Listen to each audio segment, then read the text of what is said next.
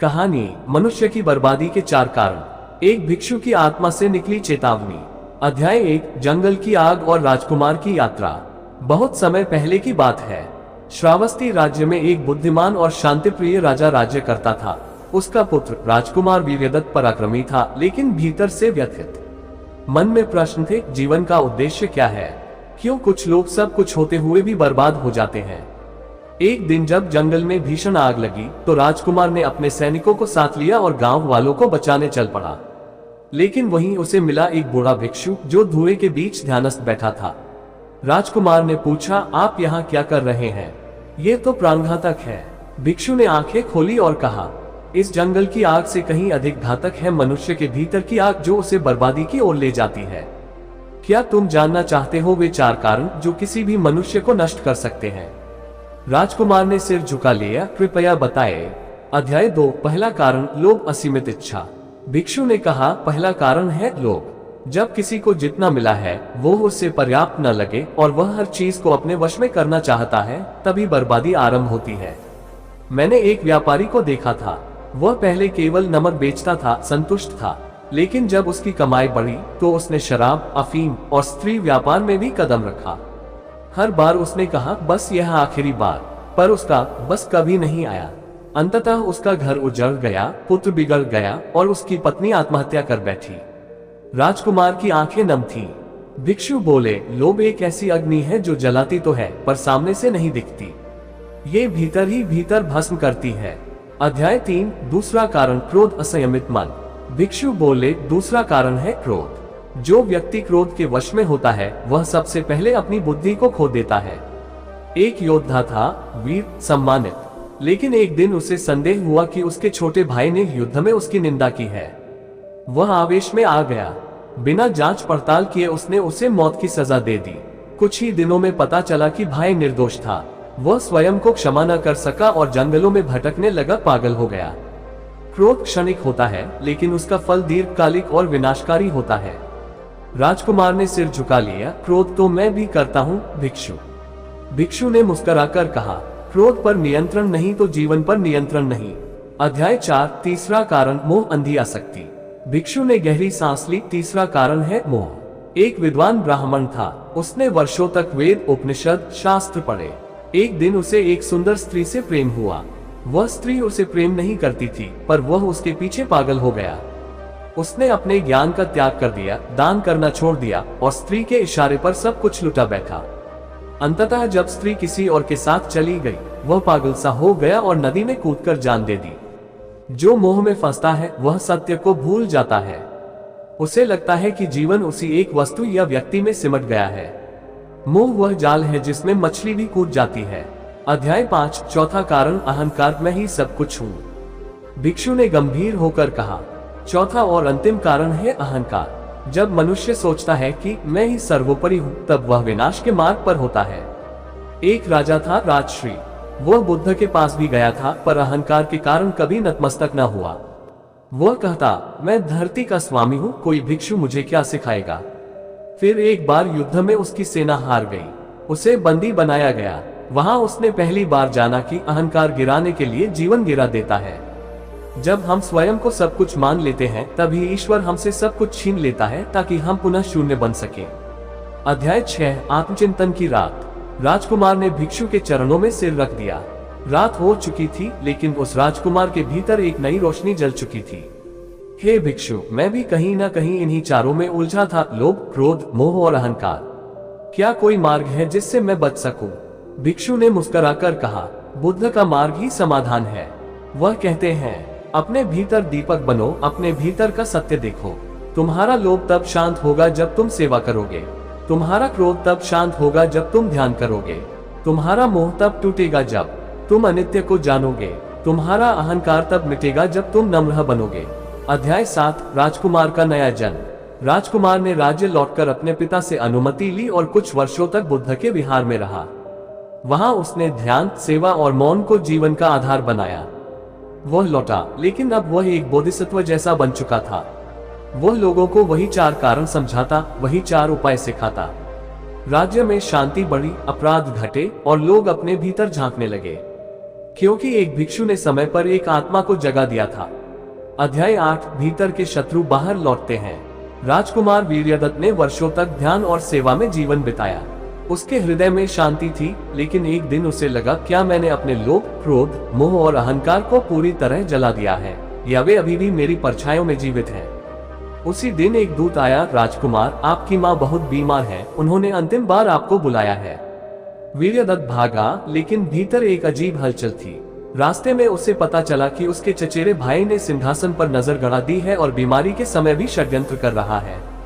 क्रोध फन उठाने लगा। लोभ ने कहा, सिंहासन तो तेरा ही है। मोह ने कहा, माँ की बीमारी तुझे क्यों भीतर से हिला रही है? अहंकार फुसफुसाया, तू एक तपस्वी नहीं, तू शासक है। वह समझ गया, भीतर के शत्रु कभी मरते नहीं, वे बस शांत हो जाते हैं, मौका देखते हैं। अध्याय 9 माँ की अंतिम सीख। माँ के पास पहुंचते ही माँ ने कांपते हाथों से बेटे का माथा छुआ। बेटा, तू बुद्ध के पास गया था, अब क्या लाया है वहां से? वीर्यदत्त बोला, माँ, मैंने अपने 4 शत्रुओं को पहचाना।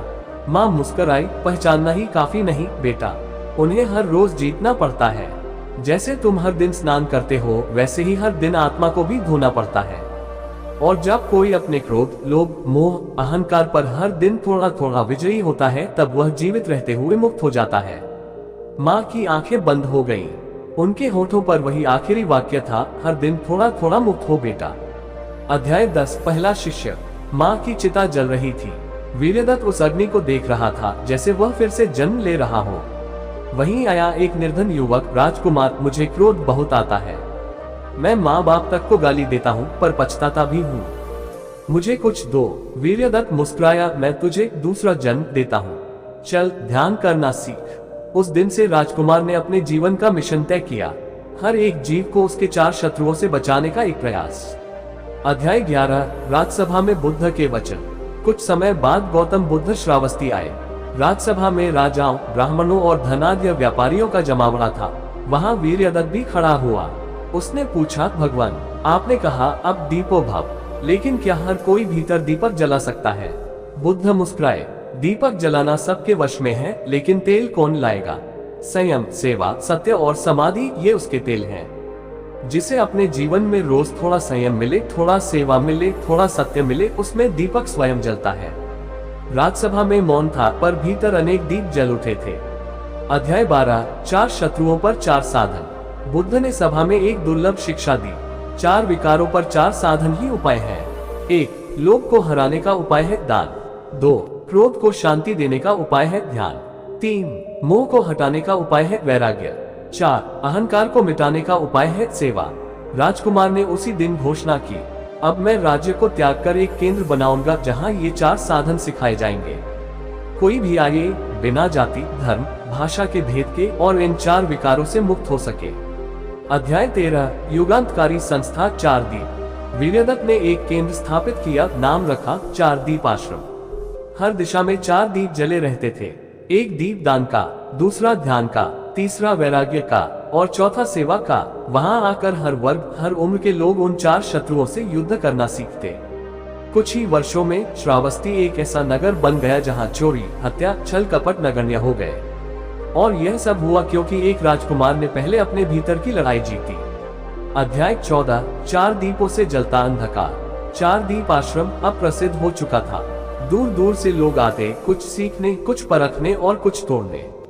विप्र संघ एक समूह जो ब्राह्मणों की सत्ता और कर्मकांड पर आधारित व्यापार चलाता था, उन्हें ये सब सहन नहीं हो रहा था। वे बोले, ये आश्रम तो सब जातियों को एक समान मानता है, ये हमारे अधिकार को समाप्त कर देगा। उन्होंने राजा के दरबार में फरियाद की, राजन, ये आश्रम आपके शासन को कमजोर करेगा।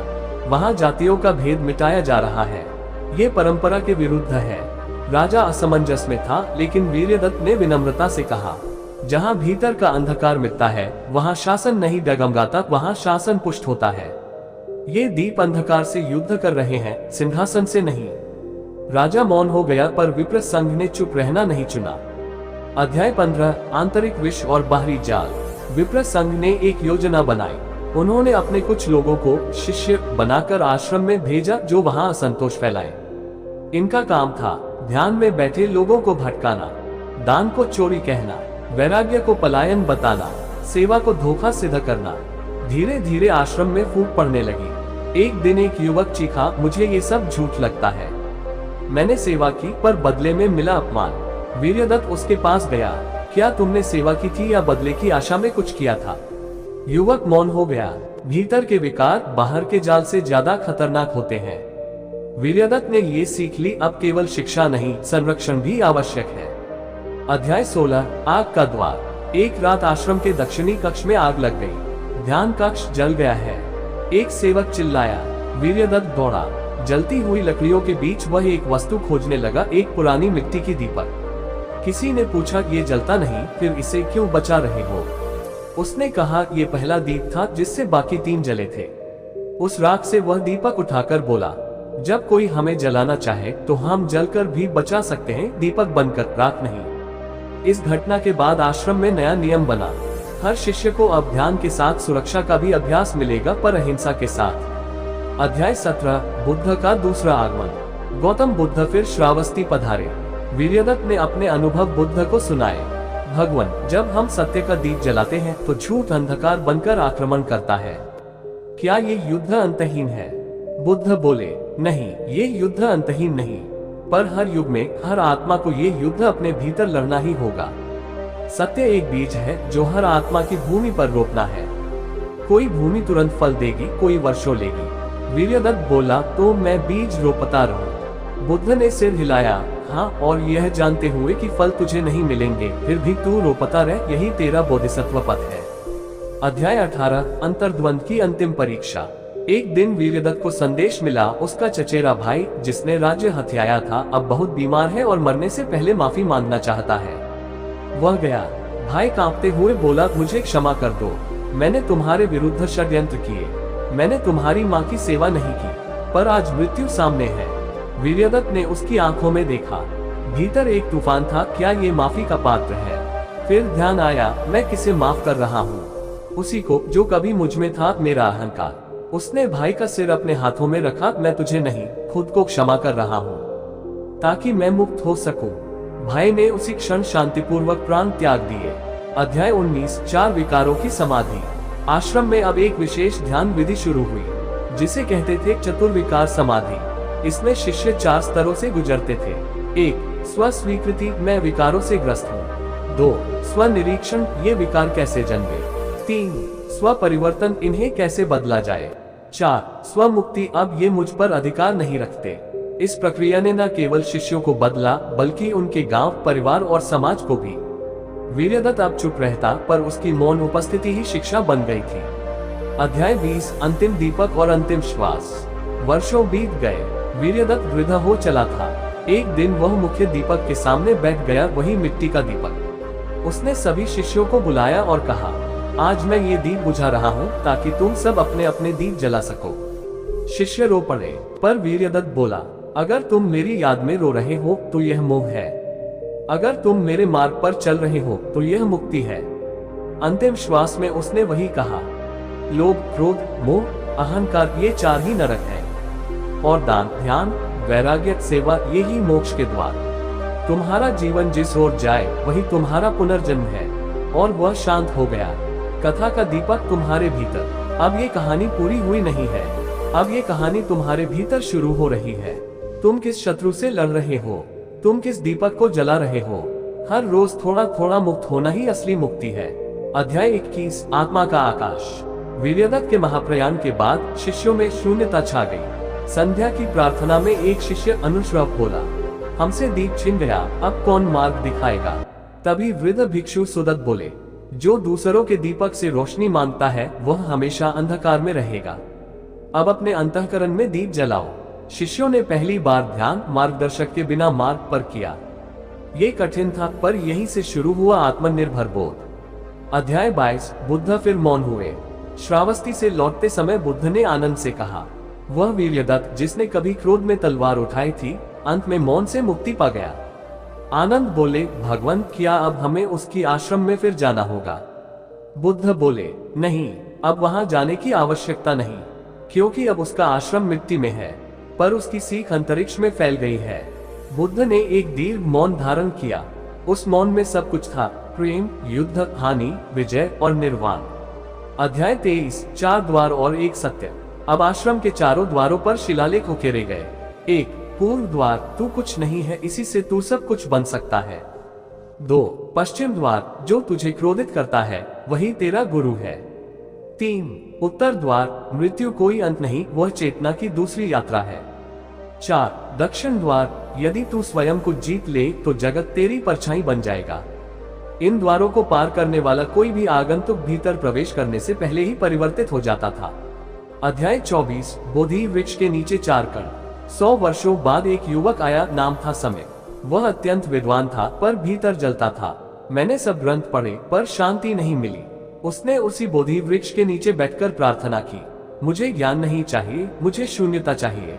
वह रोया और फिर नींद में 4 शब्द सुनाई दिए, ग्रेटर देन लोभ, क्रोध, मोह, अहंकार केवल तुझे ही नहीं जलाते, तेरे वंश, तेरी स्मृति, तेरे अगले जन्मों को भी जलाते हैं। सुबह वह उठकर शिष्य बन गया और दीक्षा ली, शून्य से पूर्णता तक। अध्याय 25, ये कथा अब तुम्हारी है।